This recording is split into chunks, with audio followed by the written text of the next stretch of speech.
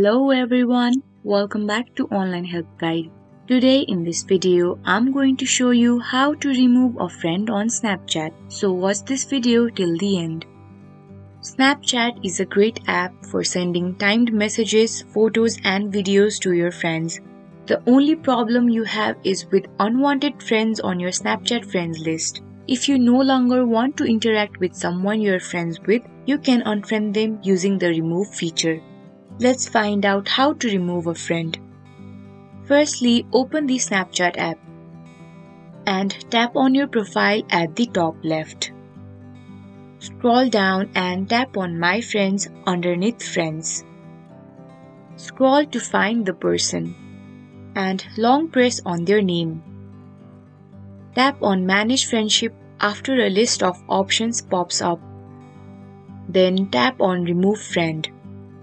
Tap on Remove after the box pops up, and therefore you are no longer friends with that person.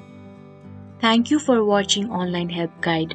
Hope this video was helpful. If it was, then hit the like button and comment down if you have any questions or feedback. Also, if you are new to our channel, subscribe and hit the bell icon on our channel so that you don't miss our upcoming videos.